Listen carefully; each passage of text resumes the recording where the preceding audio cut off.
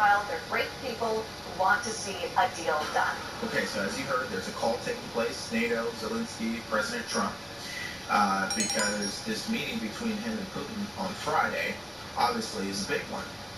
And Democrats are doing what they do best, including mainstream media, which is to suggest the idea that not only is President Trump not prepared, but that President Trump is going to sell Ukraine out and bend the knee to Putin. I mean, that's just me really getting to the bottom line of it. And obviously, if you support Trump, you're looking at the results he's been able to deliver in his first 6 months as president, 11 peace deals. So I don't know why they believe this is the smart way to report this story, but that's who they are. Now, here's another example, MSDNC echoing the same level of doubt. Take a look. Well, I think President Trump believes that, as he has often said, his best advisor is himself. And so I think he will listen today. He will certainly hear that both Zelensky and the European leaders and the UK and Canada believe that there should be a ceasefire first, and then a discussion of whether there's a deal. And President Zelensky has said time and time again, as have we as the U.S. government, no decision about Ukraine without Ukraine. Because we're talking about a sovereign country, which was the whole issue at the beginning when Russia invaded illegally and horrifically a sovereign country and tried to take territory. As Matt pointed out, they don't control the territory that they want. And there is great concern because there are lots of Ukrainians, of course, who live in these parts of Ukraine. And what will any land swap mean for their future, for their lives? What are all the other issues that need to be decided? So I know President Trump has wisely lowered expectations here, that this is now just going to be a listening session, but it's not clear what that means. And Zelensky and Europeans are quite concerned that he will make decisions and then put the onus on Zelensky to say no, which would put Zelensky in a very bad position. Okay, so as I told you right there at the end, it's the idea that President Trump will throw Ukraine under the bus, okay? Now, just think about the type of ego that President Trump has. Do you honestly think he's going to throw them under the bus and be known as a president who did that in history? Trump is very creative, intelligent, flexible. I don't think you get to where he's gotten in life if you're not that way. So I would find that suggestion from MSNBC to be unfounded. Now, that's obviously my own personal opinion, but listen, let's get to why this even matters, okay? It matters because people who criticize Trump, they still think this is 2016, right? They're continuing to ignore his accomplishments in the first 6 months that has proven that he knows how to negotiate. He's getting results, okay? Still early into his presidency, by the way. And let's remind everybody, these are the same people who want to continue to use our tax dollars to fund an endless war that is continuing to see death every single day on both sides. So can we just bring it to an end already? Now, obviously, we're America. We really can't control that. That's going to be between Ukraine and Russia. We had a very good call. He was on the call. President Zelensky was on the call. I would rate it a 10, very, very friendly. I know the leaders because I was at NATO, as you know, I took it from 2% to 5%, 2% that wasn't paying, 5% that is paying, which is trillions of dollars in defense capability. No, it was always going to be, I was going to meet with President Putin, and then after that I'm going to call the leaders and President Zelensky. I'm going to call President Zelensky, and then I'll call probably in that order the leaders. There's a very good chance that we're going to have a second meeting, which will be more productive than the first, because the first is I'm going to find out where we are, what we're doing. Again, this is Biden's war. This isn't my war. He got us into this thing. And it should have never happened. This war would have never happened if I were president. But it is what it is, and I'm here to fix it. And I'm here to stop 6,000, 7,000 people last week. 7,213 people last week were killed, mostly soldiers. But missiles being lobbed into towns don't exactly help either. But mostly soldiers. And Ukrainian and Russian, they're not American soldiers, but if we can save a lot of lives, it would be a great thing. I've stopped 5 wars in the last 6 months. Consequences. If Vladimir Putin is not going to stop the war after your meeting on Friday, Yes, they will. Yeah. Will there will be gun sanctions here? There will, I don't have to say, there will be very severe consequences, yes. All right, so allow me to share a quick message from today's sponsor, Bearskin. Yes, it is summertime right now, but let's not forget, winter will come. I got 15.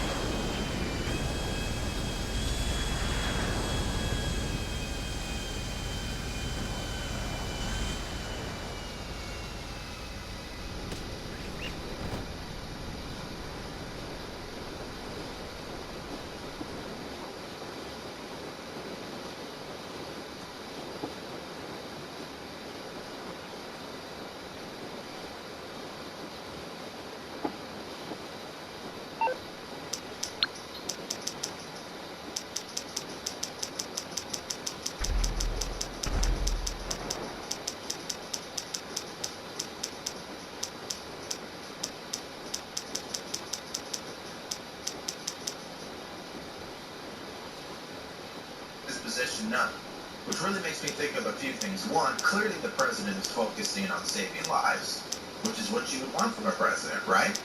I didn't hear that same sentiment from Democrats or Joe Biden. Number two, what's also true. Why, hello, how you doing? Is that even though President How can I Trump help? wants to end this war, there are people in Congress who don't. They would happily. So you don't want to get in serious trouble, huh? Okay, leave it with me. From Zelensky earlier, who, he maintains the same attitude, which is Vladimir Putin can never be trusted. He's bluffing. You can't take anything he says seriously, and we need to continue to fight.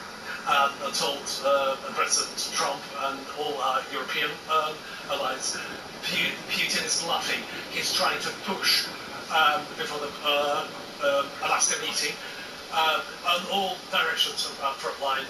Russia wants to occupy the whole Ukraine. This is his wish. Putin is bluffing that sanctions is nothing and they don't work.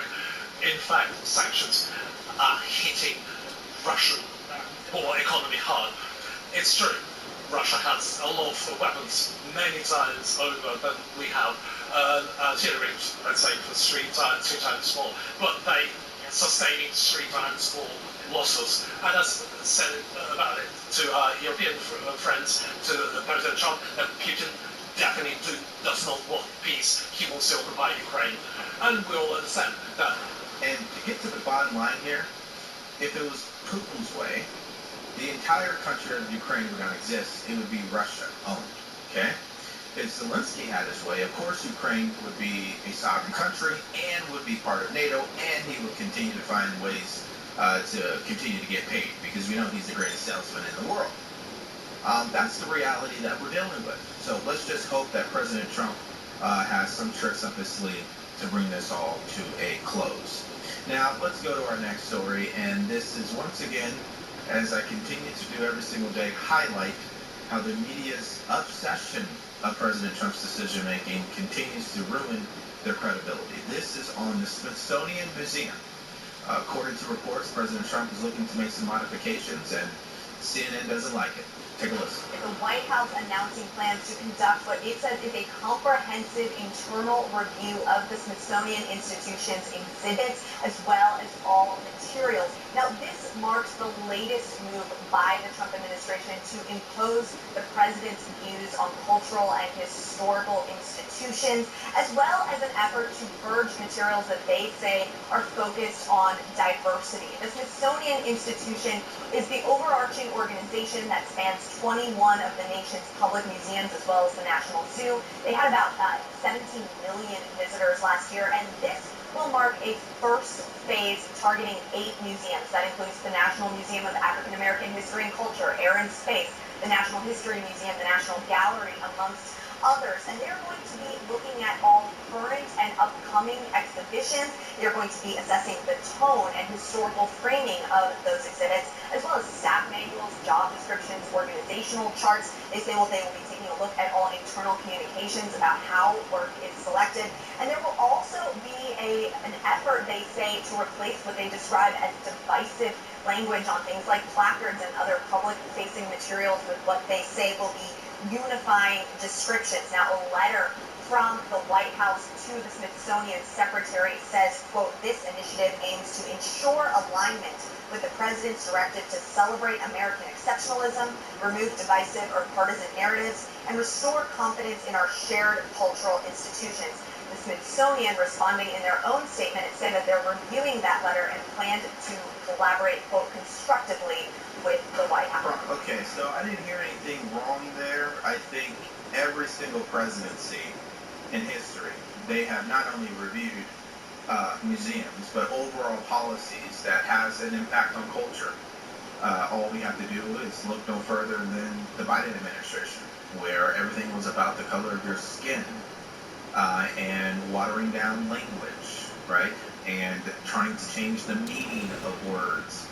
So what President Trump is doing here is not disturbing to me, but if you're Tim Tampon Walz, he says if you're trying to erase history, you're on the wrong side of it. So my only question to Tim Walz, I bet you supported when they changed all the names of the military installations. All because, you know, we don't want to remember that part of history. Right?